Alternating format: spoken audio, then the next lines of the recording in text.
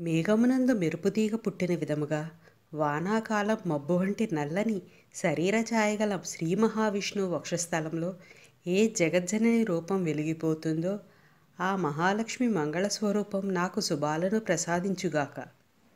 సందర్భం: ఈ శ్లోకంలో శ్రీ మహావిష్ణువుని కైటబారే అని అన్నారు. శ్రీ మహావిష్ణువు సృష్టి ఆరంభంలో మధుకైటబులు అనే రాక్షసులను సంహరించాడు. మధుకైటబులు అంటే మనలో ఉన్న అహంకార మమకారాలు. అదే నేను నాది అనే భావన. ఈ నేను నాది అనే ఆలోచన నుండి బయటపడినంత వరకు దానగుణం రాదు.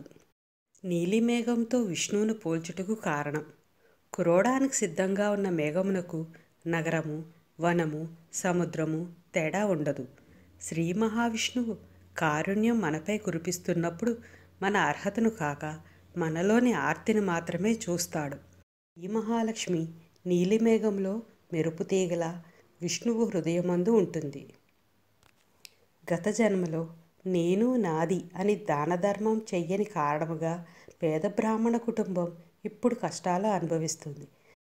శ్రీహరి హృదయవాసినివైన నీవు పేద బ్రాహ్మణ కుటుంబంపై దయతో నీ కరుణను వర్షించి వారి దారిద్ర్యం తొలగించు. అమ్మలాగా నాకు భిక్ష వేసింది ఆ బ్రాహ్మణ స్త్రీ. అన్ని జగత్తులకు అమ్మవు నువ్వు. ఎంత కారుణ్యం ఉంటే నువ్వు భృగు మహర్షికి కూతురుగా పుట్టావు. నీ కరుణను ఆ బ్రాహ్మణ కుటుంబంపై వర్షించి వారి దారిద్ర్యం తొలగించు అని ఆ పేద బ్రాహ్మణ కుటుంబం తరపున శ్రీ మహాలక్ష్మిని ఆదిశంకర్లు వేడుకున్నారు.